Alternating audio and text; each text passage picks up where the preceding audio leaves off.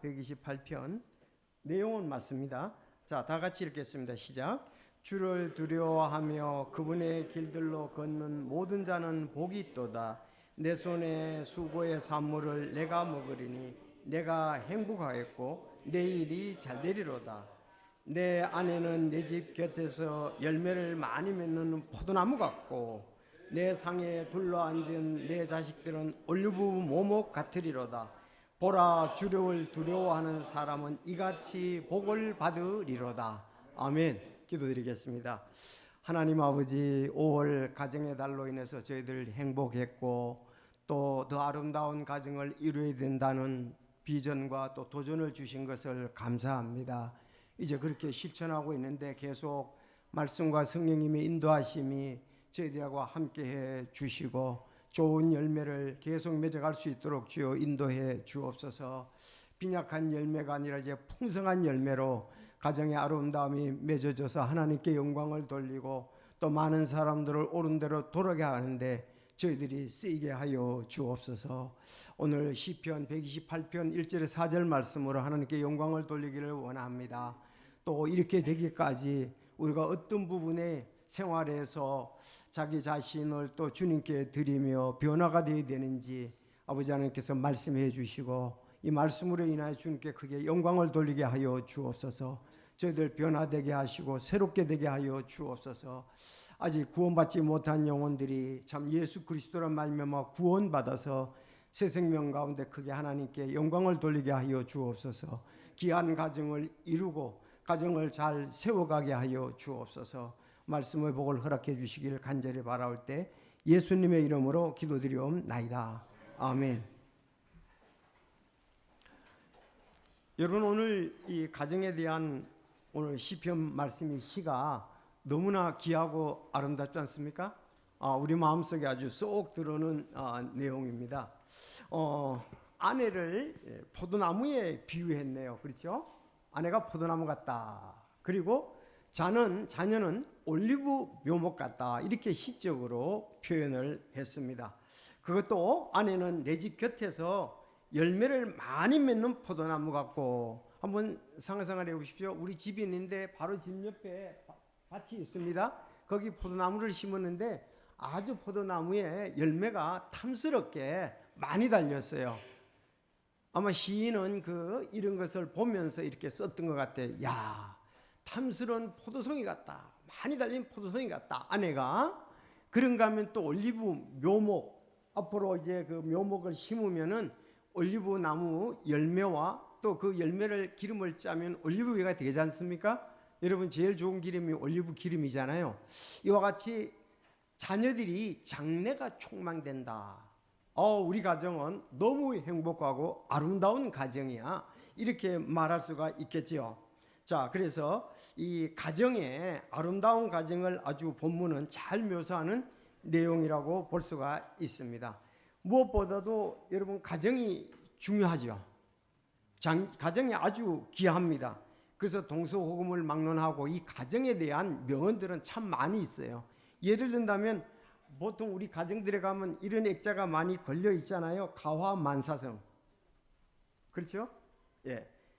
가정이, 집안이 화목하면 모든 일이 잘 이루어진다. 가정이 화목하면 모든 일이 잘 이루어진다. 맞거든요. 여러분, 그런 경험을 지금 하고 계시죠? 예, 가정이 화목해야 직장에 가서도 일들이 잘 되고, 사회에 나가서도 사람들과의 관계도 좋아지고, 또 가정이 잘 돼야 나라도 잘 되고, 가정이 잘 돼야 교회도 잘 되는 것입니다. 가정은 모든 것에 이제 근간이 되는 것입니다. 가정은 작은 사회입니다. 가정이 행복해야 사회와 나라가 행복하고 건강할 수가 있기 때문에 그렇습니다. 그래서 제가 이 쾌테라는 독일의 철학자며 시인이며 이 사람 책을 명언을 보니까 가정에 대해서 참 꽤 얘기를 했더라고요.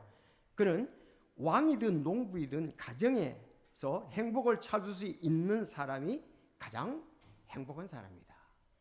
가정이 행복을 찾아야 가장 행복한 사람이다. 그랬어요. 인도 속담에도 가정에서 마음이 평화로우면 어느 마을에 가서도 축제처럼 즐거운 일들을 발견한다. 여러분, 그렇습니까?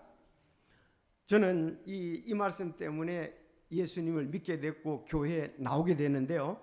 전에도 얘기를 했습니다. 잠언 15장 16절. 자, 같이 한번 읽어봅시다. 시작. 적게 가지고도 주를 두려워하는 것이 많은 재산을 가지고 그것으로 인해 괴로워하는 것보다 나으니라. 채소를 먹으면서도 사랑하는 것이 외양간에 소를 가지고 있으면서 미워하는 것보다 나으니라. 아멘. 전 이 말씀 때문에 도전을 받아서 내가 신앙생활 해야 되겠다. 교회 나가야 되겠다. 저희 가정은 무신론 집안이죠. 대부분 유교와. 그런데 잠언의 말씀을 보면서 이제 신앙생활하고 교회 나가야 되겠다. 도전을 받게 되었습니다. 왜냐하면 그런 모습을 우리 가정에서와 이웃 가정에서와 마을에서 거의 찾아볼 수가 없었거든요. 서로 사람들은 아웅다웅하면서 우리가 이렇게 질투하고 시기하고 이러죠. 그러나 정말 이런 적게 가지고도 주를 두려워하는 거, 여기 이제 두려워한다는 말이 무서워한다는 말이 아닙니다. 그래서 두려워한다는 말은 공경해서 두려워한다는 말이에요. 그래서 우리말로 치면은 경외가 가장 좋습니다. 경외라는 말은 공경하면서 두려워한단 말이거든요. 그냥 우리가 생각하는 두려워하는 게 주님을 겁나 두려워하는 그것이 아닙니다. 무서워하는 것이 아닙니다. 그래서 주를 공경하며 두려워하는 것이 많은 재산을 가지고 그것으로 인해 괴로워하는 것보다 나으니라. 우린 재산이 많지 않지만 또 재산을 가지고 괴로워하는 사람도 있는 모양입니다. 많이 있는 것이만 좋은 게 아닌 것 같아요. 먼저 하나님을 경외해야 된다. 믿어야 된다. 두 번째, 채소를 먹으면서도 사랑하는 것이 외양간에 소를 가지고 있으면서도 미워하는 것보다 낫다 그렇습니다. 비록 이제 가난해도 사랑이 더 중요하다. 물질적으로 부유해도 미워하는 것보다 사랑하는 것이 낫다 이렇게 말씀하고 있습니다. 그래서 저도 하나님을 경외하기 위해서 신앙생활을 했고 또 가정을 사랑하는 가정으로 세우기 위해서 신앙생활을 했습니다. 저희 가정이 이제 7남매인데요. 믿는 사람도 있고 안 믿는 사람도 있습니다. 그런데 역시 믿는 가정들이 더 행복하고 아름다운 것은 사실이었어요. 결론적으로. 그러나 믿지 않는 사람은 별 다를 바가 없어요. 옛날에 부모님들이 갔던 그 길, 조상들이 갔던 그 길, 마을 사람들이 갔던 그 길, 명목상 이렇게 우리가 7남매인데 우리가 성공했다는 걸 사람들한테 보여줘야지. 그래서 묘비도 만들고 뭐도 하고 이렇게 다른 사람을 의식해서 그런 게 많은데 또 그런 부분들을 많이 의식을 하고 있는데 우리는 정말 주님 안에서의 좋은 가정 그것을 목표로 하고 있으니 하나님께 감사를 드릴 수가 있습니다. 여러분 우리가 가정이라고 할 때에 가정의 설계자와 건축자는 하나님이십니다. 가정을 설계하시고 가정을 세우신 분, 건축자는 하나님이십니다. 하나님께서 완전한 계획을 가지시고 가정을 만드셨기 때문에 가정에 대한 올바른 원리, 방향, 인도는 하나님의 말씀에 의해서 될 수가 있습니다. 자, 우리 지난주 오후에 이제 서승희 전사님이 세대 간의 갈등에 대한 부분에 또 이해에 대한 이렇게 설교를 했습니다. 그런데 우리가 구약 성경 지금 창세기 2장의 말씀이 기원전 4,000년 전에 쓰여졌잖아요. 그렇죠. 그런데 에베소서 5장 6장에 가면은 바울 사도가 그 원리에 따라 교회에 대해서 말씀하고 가정에 대해서 얘기했던 것을 볼 수가 있습니다. 그러니까 4,000년 전이나 지금이나 원리는 똑같다 이 말이에요. 자, 그러면 이제 에베소 성경이 쓰여지고 난 다음에 지금 2000년 됐습니다. 지금 똑같습니다. 그래서 이 가정에 대한 설계한 대로 가정에 대해서 세우신 대로 한다면은 바로 가장 좋은 가정, 이상적인 가정이 되리라고 믿습니다. 그래서 우리 주보에 나왔지만은 주께서 십을 세우지 아니하시면 그것을 세우는 자의 수고가 헛되며, 그렇게 말씀을 하고 있습니다. 사람은 근본적으로 하나님께서 하나님의 형상으로 만드셨고, 또 가정도 하나님의 형상대로 만드셔서 가정을 또 하나님께서 세우게 하셨다는 것입니다. 하나님의 형상, 이 놀라운 거지요. 하나님의 형상대로 만들었다는 것은 이제 지적, 도덕적, 영적으로 하나님을 닮았다는 겁니다. 사람은 지적으로, 도덕적으로, 영적으로 하나님을 이렇게 형상 만들었다, 모양대로 이렇게 만들었다, 이 말입니다. 자, 이랬으니까 하나님께서 도덕적, 지적, 영적으로 사람을 만드셨고 아담과 하와를 통해서 한 가정을 이루게 하셨습니다.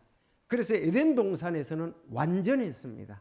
완전한 행복이 거기에 있었고 완전한 가정이 거기에 있었습니다. 그러나 죄를 짓고 난 다음에 아담의 후손들은 하나님의 형상이 완전히 없어진 것은 아니지만 타락한 상태가 되어버렸습니다. 그래서 영적으로는 죽어 있게 됐고 지적으로 도덕적으로도 다 타락을 하게 된 것입니다. 자, 그래서 오늘날 가정들이 죄들로 인해서 혼란스럽게 되었습니다. 상당히 완전히 성경적으로는 멀어져 갑니다. 요새 결혼식도 보면 그렇고 생활할 때도 그렇고 내세관에 대해서도 다르다는 겁니다. 자, 오늘 제가 이렇게 보니까 특히 남편은 얼굴에 땀을 흘려 가족을 부양하게 하셨습니다. 그게 이제 범죄하고 난 다음에 너는 얼굴에 땀을 흘려야 식물을 먹고 필경은 너는 흙에서 왔으니 흙으로 돌아가리라 그랬습니다.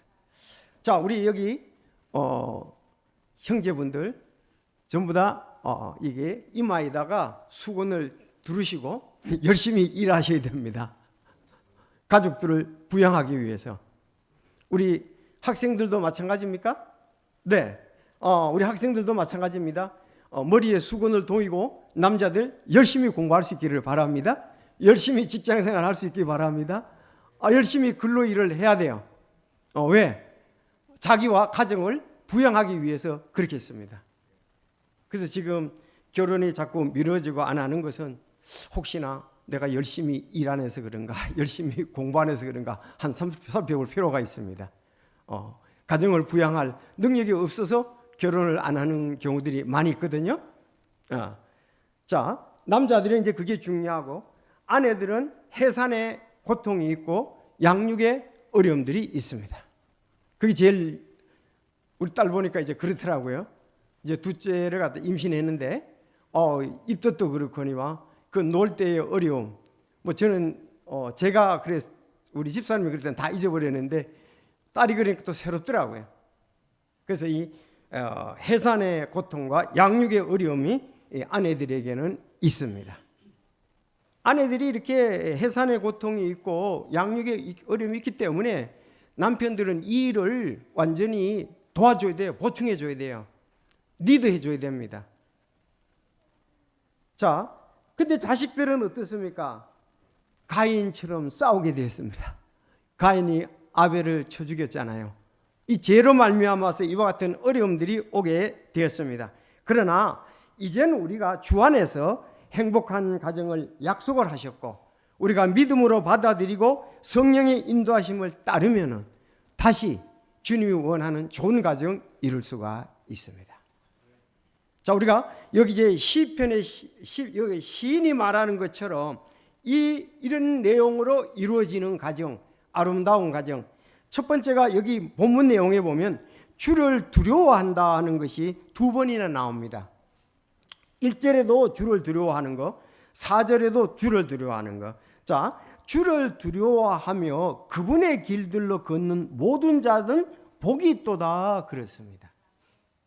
하나님을 두려워해야 된다. 즉 경외해야 된다 이 말입니다. 공경하면서 두려워해야 된다. 두려워하며 그분의 길들, 하나님의 길들로, 말씀의 길들로 걷는 모든 자는 복이 있도다 그랬습니다. 그럼 복이 없는 사람은 반대로 하면 되겠죠. 복 있는 사람은 바로 하나님을 경외하는 사람이다. 하나님이 사람을 만드셨잖아요. 만물을 만들고 사람을 만들었으니까 그분을 경외하는 것이 당연한 거예요. 마땅한 겁니다. 그래서 4절에도 보라, 주를 두려워하는 사람은 이같이 복을 받으리로다. 그래서 어떻게 보고 포도송이 많이 맺는 안에 포도나무 같고, 또 상에 둘린 자식들은 올리브나무 같은 이 같은 복을 받으리로다. 그러니까 아내도 잘 되고 자식도 잘 돼 있고. 그래서 하나님, 먼저 우리 형제들이, 남자들이 알아야 될 것은 하나님을 두려워하면서 가정을 그 길들로 인도를 해야 됩니다. 우리 형제들 공감합니까? 그래서 우리는 가장으로서, 가정의 지도자로서, 가정의 리더자로서 하나님을 경외하면서 하나님의 말씀으로 우리가 가족들을 인도를 해야 되는 겁니다. 그런 가정들이 복이 있는 가정입니다. 사람의 생각으로 여러 가지 방법으로 행복하기 위해서 인문학자들이라든지 철학자들이라든지 그런 사람들이 말하는 부분들이 많이 있을 것입니다. 그러나 이것은 근본적인 것입니다. 그렇게 되는 경우도 있고 안 되는 경우도 있는데, 여기에 하나님을 경외하면서 그분의 길들로 가정을 우리가 특히 남편들이 잘 인도를 해야만 할 것입니다. 그래서 이 말씀대로 잘 되리라, 복이 있다, 이렇게 얘기를 했고, 이런 좋은 가정을 이루려면 그동안 우리가 말씀을 들었던 걸 종합적으로 하면서 이제 실제적으로 어떻게 해야 되는가, 우리가 세 가지, 각자 남편은 사랑의 수고자라는 겁니다. 오늘 본문에 보면은 남편은 사랑의 수고자다. 신약의 에베소서 5장 6장과 함께 연결을 시켜보면 우리 남편들 한번 해봅시다. 남편 사랑의 수고자. 그러면 우리 아내들은 복종의 조력자, 자녀들 공경의 순종자. 제가 성경 전체를 보면서 이 제목과 이 소제목을 했는데 성서적이고 아주 아름다운 것입니다. 그래서 한번 주를 경외하는 가정에서는 첫째, 우리가 남편, 그러면 우리 남편분들이 해주시기 바랍니다. 남편, 한 번 더, 남편. 여기 형제들은 사랑의 수고자입니다. 자, 다음 아내. 한 번 더 시작. 아내, 복종의 조력자입니다. 한번 여러분들 신구약을 다 살펴서 오늘 연구도 한번 공부해 보십시오. 우리 연구하라, 공부하라 그랬으니까 맞아. 남편은 사랑의 수고자다. 아내, 복종의 조력자다, 이 말입니다. 자, 다음 자녀들. 부모를 공경하면서 순종하라 그랬거든요. 그래서 제가 자녀들은 공경의 순종자다, 이 말입니다. 부모님에 대해서 공경하면서 우리가 순종하는 자다. 이렇게 됐을 때에 하나님을 경외하는 가정, 오늘 시편에 같이 이런 모습을 가정에서 발견할 수가 있게 되는 것입니다. 자, 남편은 사랑의 수고자입니다. 이스라엘의 그 역사를 이렇게 보면 주로 가족과 부족, 즉 지파라는 혈족 관계의 집단에 의해서 이루어져 내려온 것을 여러분들은 잘 압니다. 처음에 아브라함, 또 이삭, 야곱 등 이 가족의 족장들이 신앙 중심으로 이끌어져 왔고요. 어머니들은 자녀를 어렸을 때 양육하며 유년기의 예절을 잘 가르쳤습니다. 그런가 하면 소년기가 되었을 때는 아버지가 교육을 맡아 하나님의 인도하심 가운데 하나님을 경외와 또 민족의 역사를 가르치고 신앙과 애국심을 키워준 것이 아버지가 해야 할 일이었습니다. 여러분, 모세는 유년기에 어머니의 그 신앙에 대해서, 양육에 대해서 잘 배웠습니다. 자, 그런데 이제 소년기가 되었을 때 우리 신앙심과 애국심을 잘 길러줘야 합니다.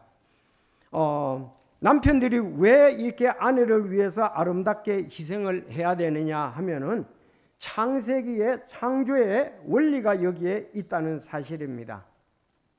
하나님께서 여러분 뭐 그냥 성경책 내용이니까 창세기 이제 2장에 가 보면은 가정이 어떻게 세우는지를 잘 말하고 있습니다. 그렇죠?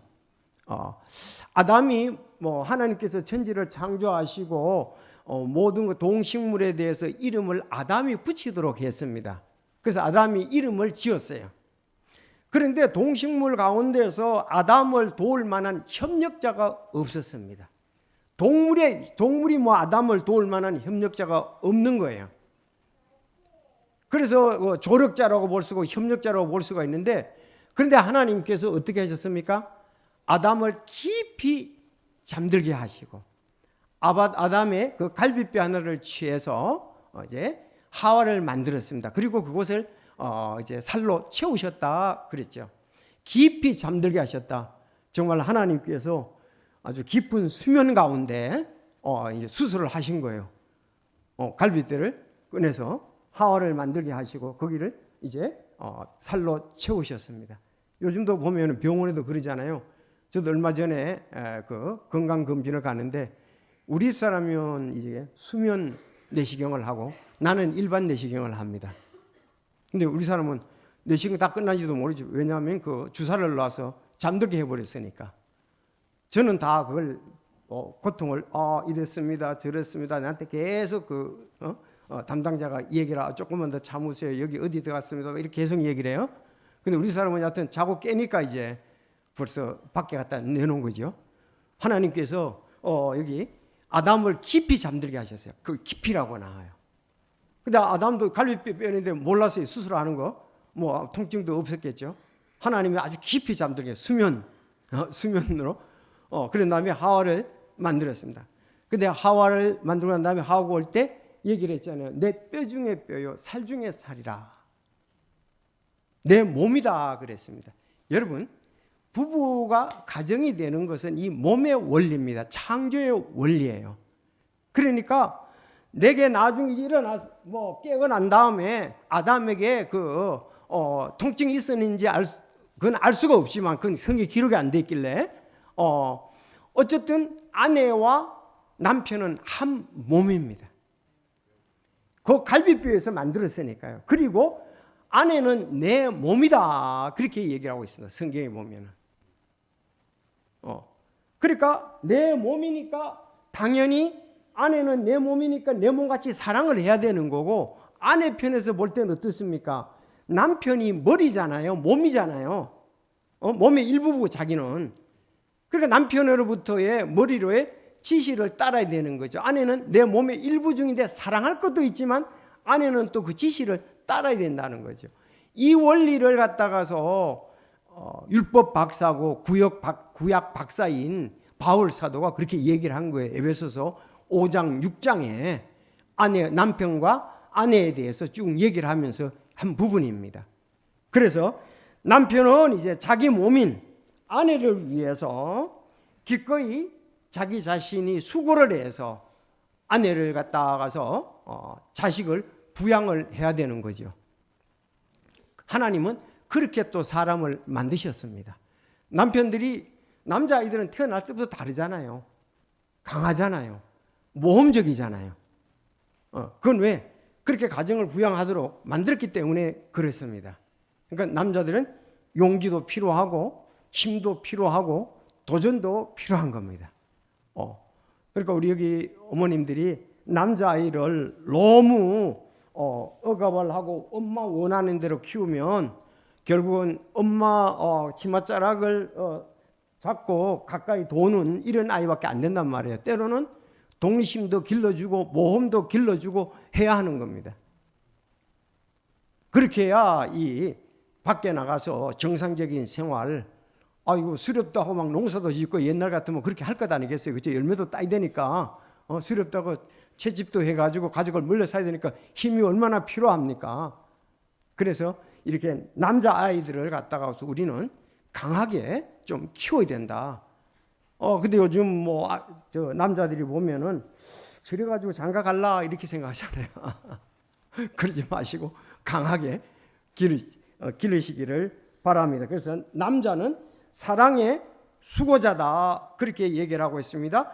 에베소서 5장 28절 이와 같이 남자들도 자기 아내를 자기 몸같이 사랑해야만 하나니 자기 아내를 사랑하는 자는 자기를 사랑하느니라. 창조의 원리대로 맞지요? 지금까지 어떤 남자도 자기 육체를 미워한 적이 없고 오히려 그것을 보살펴 자라게 하며 소중히 여기기를 주께서 교회를 위해 하시는 것처럼 하느니라. 하나님이 그랬습니다. 그래서 남자들은 자기 아내를 몸같이 사랑하면서 자기 몸을 잘 부양하는 것처럼 그렇게 부양을 해야 된다. 자기 몸을 미워하는 사람은 없다 이거예요. 그러니까 아내를 소중히 여겨야 된다. 뭐 아내의 행복은 남편이 이런 자기를 갖다가서 모든 것으로부터 보호해주고 지켜주고 필요를 공급해주면서 사랑해주는 거예요. 그게 아내의 최고로 바라는 겁니다. 아내가 돈을 많이 벌어서 남편과 자녀를 부양하는 거, 그 만족하는 여자분들은 아무도 없습니다. 물어보십시오. 내가 열심히 일해서 남편을 먹여 살리고 아이들을 공부시키고 해야 되겠다. 그게 난 행복이다. 난 너무 기쁘고 그런 사람 거의 없습니다. 왜? 성경에 보면은 아내는 거기에서 사모한다 그랬어요. 사모하게 되어 있고 보호를 받게 되어 있습니다. 그래서 그 원리를 따랐을 때 나는 행복하다고 얘기할 수가 있겠습니다. 여기 아버지들이 또 하나 해야 될 것은 이제 가정을 갖다가서 이렇게 잘 지도하고 부양하고 이끌어 가야 됩니다. 또 하나는 에베소서 6장 4절 지난번에 말씀드렸습니다. 또 너희 아버지들아 너희 자녀들을 노엽게 하지 말고 오직 주의 교육과 훈계로 양육하라 그렇게 말씀했습니다. 자녀들을 노엽게 하지 말고 주의 교육과 훈계로 양육하라. 오늘 시편 128편의 1절에도 그랬잖아요. 그분의 길들로 걷는 모든 자는 복이 있도다 그랬습니다. 가정을 신앙적으로 잘 인도하는 아버지들이 돼야 할 것입니다. 그래서 오직 주의 교육과 훈계로 양육하라. 뭐 세상에 이제 교육학자라든가 심리학자 이분들이 얘기하는 것도 도움이 될 것입니다. 그렇지만 하나님의 말씀으로 하는 것이 가장 아름답고 귀하고 저는 완전하다고 믿습니다. 남편은 조력자 아내를 사랑하며 여러분 조력자니까요. 남편이 마음대로 하는 건 아니잖아요. 조력자의 어떤 조력도 도움을 받아야 되잖아요. 남편이 다 마음대로 한다는 말이 아닙니다. 어쨌든 조력을 받을 필요가 있습니다. 아내의 그 섬세한 거, 아내들의 어떤 그 감정적인 아름다움들, 또 좋은 아이디어 그런 것을 갖다가서 듣고 결정할 것은 남자가 결정하지만 아내의 그런 부분도 우리가 듣고서 자기 삶에 잘 활용을 해야 되겠죠. 남편들이 잘 못하는 가운데 하나가 섬세한 것과 감정적인 부분입니다. 그건 못 따라가요. 자, 그런 부분에 대해서 우리가 조력을 잘 받을 필요가 있다 하는 것입니다. 가정을 이끄는 사람이 근본적으로 둘일 수는 없습니다. 일의 분담은 다를 수 있고 영역은 다를 수 있지만 또 자율적으로 할 수가 있지만 그 책임은 남편이 져야 된다는 게 성서적입니다. 물론 남편이 모든 일에 항상 옳거나 항상 좋은 의견을 가진 것은 아닙니다. 그러나 남편은 가정의 모든 결정에 대한 책임과 모든 문제를 감독할 책임이 있습니다. 항상 여기에는 사랑이 필요하다. 사랑하는 마음으로 자기 몸같이 사랑하는 마음으로 해야 되겠습니다. 그러다 보면 남자들이 참 해야 할 일들이 많아요. 김동현 씨 잘 봤죠? 공부도 하려네 아기들도 봐야 되네 아내도 도와주려니까 살이 갈 때보다 더 빠졌다 그래서 우리 집사님도 살이 좀 많이 빠졌다고. 이제 나중에 이제 잘 적응하고 지금은 뭐 두 아이 데리고 바쁘더라고요 보니까 여기 잠시 머물러 있어도. 예, 그게 남편이 해야 할 일이에요. 남자가 해야 할 일입니다. 그래서 나는 남자들이 빈둥빈둥 놀 시간이 없어요. 체계적이고 모든 것에 대해 해야 할 일이 참 많은 것 같아요. 여러분 그렇지 않습니까? 직장 일도 해야지요. 교회 일도 해야지요. 가정도 이끌어야지요. 그러니까 또 이걸 통해서 우리는 행복함을 느끼는 거예요. 이렇게 해서 좋은 가정을 남편들이 이끌어야 된다. 지도를 해야 된다는 말씀입니다. 아내의 아름다운 복종의 조력을 보면 이 조력, 힘을 써서 도와주는 게 조력입니다. 남편이 완전히 다 하는 건 아니잖아요. 아내가 부분적으로 도와줘야 하는 거예요. 농사를 지을 때도 보면 남자들이 힘센 일, 무거운 일 하지만은 아내들이 조금씩 도와주면은 한결 쉽고 또 아름답지 않습니까? 그래서 누구든지 아내를 얻는 자는 좋은 것을 얻고 주의 호의를 얻느니라 말했습니다. 집과 재물은 조상들에게 상속받지만 분별 있는 아내는 주로부터 오느니라. 좋은 아내는 하나님으로, 그러니까 자매들이 조력하기 위해서 자매들은 잘 갖춰질 필요가 있습니다. 재물은 조상부들로부터 상속받지만 분별이 있는 아내는 주로부터 온다. 지혜로운 아내는 주님으로부터 온다. 우리 자매님들 다 일으키는 건 아니지만 잠언을 31장에 읽어보면은 그 아내들이 하는 역할, 이런 조력자의 역할, 마치 거기는 뭐 너무 완전한 것 같아요. 그렇지만 이런 것에 대해서 힘써 도와주자. 이 복종하라 그랬습니다. 조력은 힘을 써서 도와주는 거고, 조력은 복종은 권위하에 있다는, 권위 아래에 있다는 겁니다. 자매들은 가정 내에서 하나님께서 가족의 머리로 지정하신 자기 남편의 지도력 하에 이 종속되는 권위를 받아들여야 됩니다. 이게 일반 사람하고 세상 사람하고 교회하고 다른 거예요. 성도들 가정하고 다른 겁니다. 성도들 가정은 내가 조력자다.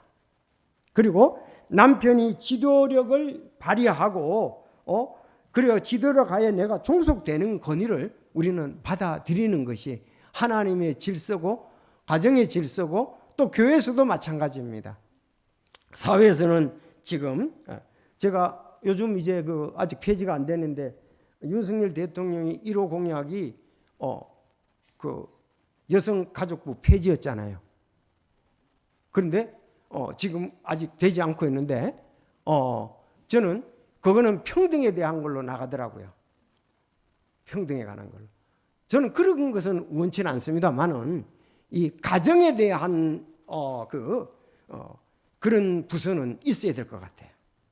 정말 이 원리들이 가정이 행복을 해야 되고 가정의 모든 것이 근원이 나오기 때문에 그렇습니다. 성평등으로 자꾸 나가려고 그러니까 그건 성서적이 아니잖아요. 우리가 서로가 아내가 남편을 존경하잖아요. 아내들이 남편들이 아내를 사랑하지 않습니까? 존중하고 그런 면에서 돼야 되는데 요즘은 그런 것을 다 해체시켜놔서 성경적이 아니라는 것입니다. 아내는 남편이 불신자라 할지라도 주님 안에서 복종해야 됩니다. 그렇게 할 때 하나님께서 남편을 구원하시도록 역사를 하시기 때문에 그렇습니다. 우리 아내들의 지난 주일날 우리 청소년들의 롤 모델이 누구라고요?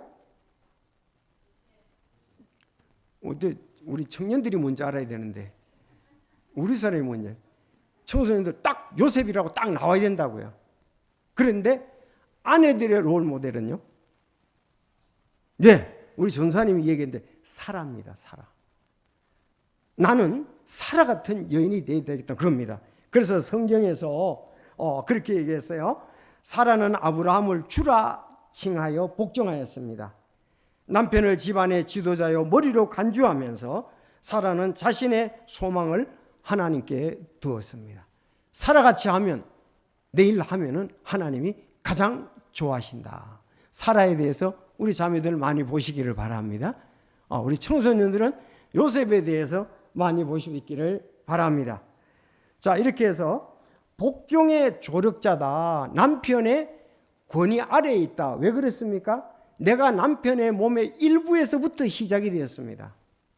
아마 세상 사람들은 이 얘기를 하면은 지금이 어느 시대인데 그러냐 그렇게 말할지 모르지만 그러지 않고는 절대로 행복이 없습니다. 화목이 없습니다. 아름다움이 없습니다.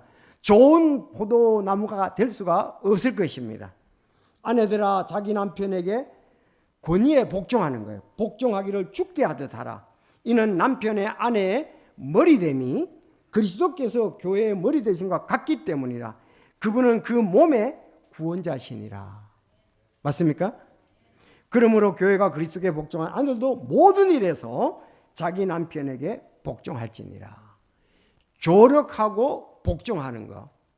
복종의 조력자가 아내라고 말하고 있습니다. 성경에는 그 어머니들의 여기 좀 자녀 관계에서 사랑에 대해서 말씀을 많이 하고 있습니다. 하나님이 이스라엘 백성을 사랑한 같이 어머니들은 아이들을 사랑해야 됩니다. 이사야서 49장 15절에 보면 여인이 자기 젖먹는 자식을 잊을 수 있으며 자기 태어난 아들을 불쌍히 여기지 아니할 수 있겠느냐. 참으로 그들은 혹시 있을지라도 나는 너를 잊지 아니하리라. 부모님들이 자녀를 정말 사랑하지요. 하나님께서는 우리를 부모님보다 어머니보다 더 사랑하신다. 그렇게 말씀을 하고 있습니다. 인류 역사에서 어머니들은 자기 후손들에게 큰 영향을 미쳤고 세상에 유명한 사람들의 대부분은 그 좋은 어머니가 대부분 계셨습니다. 제가 오늘 여기 올라와서 다시 한번 여기서 봤는데 그 찰스 웨슬레, 존 웨슬레 어머니가 수잔나잖아요. 뭐 수잔나라고도 말하고 수산나라고도 이렇게 말하는데 19명을 낳았다고 그래요. 그 진짜 19명이 맞는가 내가 보니까 그리고 그 예화를 봤는데 다시 한번 진짜 17명인가 19명 그래서 봤더니 19명을 낳았는데 그 가운데 9명은 일찍이 세상을 떠났습니다. 어렸을 때. 그래서 10명을 길렀어요. 10명을 길렀는데 아주 10명을 훌륭하게 잘 길러서 영국에 좋은 영향력을 끼쳤죠. 영국 나라에. 근데 그 찰스 웨슬레는 찬송을 많이 작사를 했습니다. 그래서 그 찬송을 이제 작사를 했는데 우리 찬송가에도 보면 작사 웨슬레라고 꽤 있어요. 근데 그 어머니가 어떻게 교육을 했느냐 하면 5살이 되어서 글을 깨우칠 정도가 될 때에 창세기부터 영어로 된 것을 가르쳤대요. 창세기부터. 성경을 읽어주면서 영어를 배우고 또 암기도 하도록 하고 익숙해지도록. 그래서 10명을 잘 길러서 한 사람은 아주 뛰어난 주의 종이 되었고 하는 사람은 그 작사가 됐고 딸이 7명, 딸이 7명, 남자가 3명이라고 그러더라고요. 그래서 혹시나 제가 조금 인원성의 사절이 있으면 여러분들 보시고 이해해 주시기 바라는데 그와 같이 성경 중심으로 그리고 아주 이렇게 규칙적인 생활을 하도록 했다는 거. 그렇지 않으면 그게 이루어질 수가 없을 거예요. 훈련시키고 교육시키고 규칙적인 생활을 하도록 하고 철저하게 우리 교회에서 제일 많은 이제 자녀를 가지고 최지영 집사님인데 4명도 요즘은 많다고 그러잖아요. 근데 10명의 어머니, 여러분 도전을 하십시오. 그리고 아름다운 마음을 가지십시오. 내가 이 자녀를 아름답게 귀하게 바르게 잘 길러서 정말 주님을 위해서 나라를 위해서 정말 세계를 위해서 아름답게 쓰이도록 하겠다는 이 귀한 기도를 하면서 계획을 가지면서 자녀를 양육한다면 하나님 앞에 귀하게 쓰일 줄로 믿습니다. 동명 작가 3사람이면 더 좋았을 텐데 근데 지금 아직 하나는 어려요. 다음 주 이제 그 다음 주에 오면 알겠지만은 그러나 미국의 이제 교회들을 보고 왔을 거예요. 미국의 교회들은 하나를 놓고 우리는 그만이다. 우리가 키우는 게 너무 어렵다. 그런 게 없어요. 거의 뭐 이렇게 주시는 대로 하나님이 주시면 이렇게 계속 나왔어요. 아마 뭐 우리 신기 전사님 유학 갔던 그 랭캐스터도 마찬가지고 여기 골든스테이트도 마찬가지고 웨스트코스트 다 마찬가지인 것 같아요. 여러분 그래요? 미국에서는 보니까 그 자녀들이 신앙하는 사람들은 많아요. 여러분 우리가 이런 주님이 주신 자녀들을 잘 기르는 거, 여러분 여기 기도가 있습니다. 여러분 여기에는 말씀이 있습니다. 여기에 성령이 인도하심이 있습니다. 그러면 그들이 주님을 아름답게 섬기기라고 믿습니다. 예수님은 참 자기 어머니를 존경했어요. 여기 이제 제가 여러 가지를 얘기하게 됩니다. 예수님이 십자가에 달려 돌아가실 때 마리아 어머님을 자기 동역자인 제자인 요한에게, 사도 요한에게 부탁했던 것을 볼 수가 있습니다. 아주 이렇게 효자라는 거예요. 요한복음 19장 26절에 보면 그러므로 예수님께서 자기 어머니와 자기 사랑하던 제자가 곁에 서 있는 것을 보시고 자기 어머니에게 이르시되 여자여 당신의 아들을 보소서 하시고 그 뒤에 그 제자에게 이르시되 내 어머니를 보라 하시니 그때부터 그 제자가 그녀를 자기 집으로 모시느냐. 그러니까 마리아를 갖다가서 사도 요한이 모셨다는 얘기입니다. 여러분 이 시작과 과정과 끝이 얼마나 아름답습니까? 요즘 부모님들을 갖다가서 엊그제 길거리에서 학대하고 난리가 났었죠. 그랬더니 형사들이 가다가 잡았잖아요. 어제 뉴스에 나오더라고요. 요즘은 거의 부모를 이렇게 학대하는 세상인데 이렇게 예수님은 이제 자기가 떠나면서 어머니여 보시옵소서 아들이라고 얘기를 하고 사도 요한에게 자기 어머니를 부탁하는 것을 볼 수가 있습니다. 만약에 예수님이 이 땅에 계속 계셨더라면 어머니를 잘 공경했을 거예요. 누가복음 2장 51절에 보면 복종했다고 그렇게 나오고 그 다음에 사람들과 하나님에게 호의를 입으셨더라 이렇게 말씀이 나오는 것을 볼 수가 있습니다. 여러분 이것이 주님을 공경하는 가정의 아름다운 모습들이라고 볼 수가 있습니다. 그래서 우리 교회에서도 참 여기 연세 되신 분들 전부 다 존경하고 공경하고 도와드리려고 우리 노력하고 기도하고 있습니다. 우린 그래야 될 줄로 믿습니다. 마지막 좀 길어지네. 마지막 자녀들은 공경의 순종자입니다. 간단히 얘기해 자녀들 부모를 공경하고 보면서 순종하는 자입니다. 좀 전에 예수님에 대해서도 말씀했습니다. 내 상에 둘러앉은 내 자식은 올리브 묘목 같으리다. 보라 주를 두려워하는 사람은 이같이 복을 받으리로다. 올리브 묘목같이 장래성이 있다 이거예요. 아주 아름답게 잘 자란다는 말입니다. 에베소서 6장 1절 3절 보면 자녀들아 주 안에서 너희 부모에게 순종하라. 이것이 옳으니라. 내 아버지와 어머니를 공경하라. 그것은 약속이 있는 첫 계명이니 이 일은 내가 잘되고 내가 땅에서 장수하게 하려 함이라. 저는 이 약속을 믿습니다. 그래서 저는 잘될 거고요. 장수할 겁니다. 왜냐하면 제가 부모님에게 그렇게 했다고 나는 거의 확신이 들어요. 그건 내가 그런 게 아니고 그래놓고 하지 않고 동네 사람 우리 동네 사람 다 물어보십시오. 그래도 괜찮았었다고 얘기할 겁니다. 그래서 여러분들 부모님을 공경하고 부모님에게 잘 순종하는 자녀들 될 수 있기를 바랍니다. 우리 청소년들 그렇게 믿습니까? 부모님들이 속이 시커멓게 타도록 하지 마십시오. 왜 그렇게 식사를 하라 그러는데도 빨리 안 나와요? 밥 먹으라 그래도 안 나오는 거예요. 왜? 엄마도 요새 직장 가니까 자기도 씻고 직장 가야 되는데 밥 먹으라. 놔두세요. 제가 알아서 할게요. 그런다고. 알아서 하면 안 먹고 가죠. 그러면 건강이 해쳐질까 봐. 우리 전도사님은 어떤지 모르겠는데.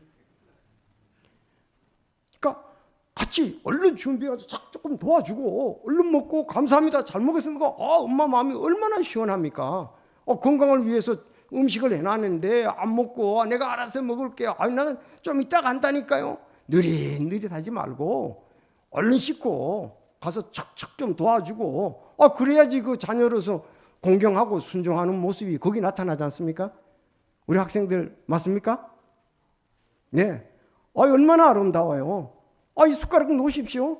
엄마 제가 도와드릴 거 있어요? 딱 하고 와서 그럼 엄마도 마음이 얼마나 변하고, 야 우리 집은 화목한 거야, 우리 집은 아름다운 거야, 이런 마음이 있으니까 굉장히 마음속에 기쁨이 있지 않습니까?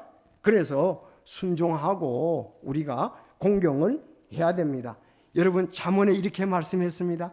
의로운 자의 아버지는 크게 기뻐할 것이요 지혜로운 자식을 낳은 자는 그로 인하여 기쁨을 얻으리니. 부모님을 기쁘게 하고 부모님이 아주 크게 기뻐하도록 하는 거, 내 아버지와 어머니가 즐거워하며 너를 낳은 여인이 기뻐하리로다. 여기 우리 모든 자녀들은 어머니를 기쁘고 즐겁게 할 의무가 있는 거예요. 엄마, 제가 들게요. 딱 무거운 거 있으면 이제 청소년 때문에 그렇게 들 수도 있잖아요. 제가 도와드릴게요. 뭐 도와드릴 게 없습니까? 어머니는 이 한마디에 자기의 필요한 거, 어려웠던 거 다 거기에 녹아버린다고요. 그래서 내 아버지와 어머니가 즐거워하며 너를 낳은 여인이 기뻐하리라, 그렇게 말씀하셨습니다. 여러분, 그리고 우리 성도들은 고아와 가부에 대해서도 신경을 써야 됩니다. 그래서 구약에 보면 이스라엘 백성들이 그 어려움을 당하는 사람을 위해서 그 사람들은 열매를 공짜로 따먹어도 관계없고 밭에 추수의 일부분을 남겨놔서 고아나 가부 그런 사람들이 그 도움을 받도록 그렇게 했습니다. 쉽게 말하면 우리 교회도 구제에 대해서 좀 이렇게 열려 있어야 되고 구제비는 항상 있어야 된다. 어려운 사람을 돕기 위해서 그렇게 해보면 되겠습니다. 하나님 곧 아버지 앞에서 순수하고 더럽지 않는 신앙 행위는 이것이니 곧 고난 중에 있는 아버지 없는 자들과 과부들을 찾아가고, 그렇게 말씀했습니다. 그래서 어려움을 당하는 사람에게도 우리가 마음을 함께하는, 가지는 그런 교회, 그런 성도들에 대해서 주님의 이름을 높였으면 합니다. 남편 사랑의 수고자입니다. 아내 복종의 조력자입니다. 자녀들 공경의 순종자입니다. 이러면 주를 경외하는 가정으로 하나님께서 영광을 받으시고 우리에게 여기하는 복이 있도다, 복이 있도다, 그렇게 말씀을 했습니다. 다 같이 기도하겠습니다.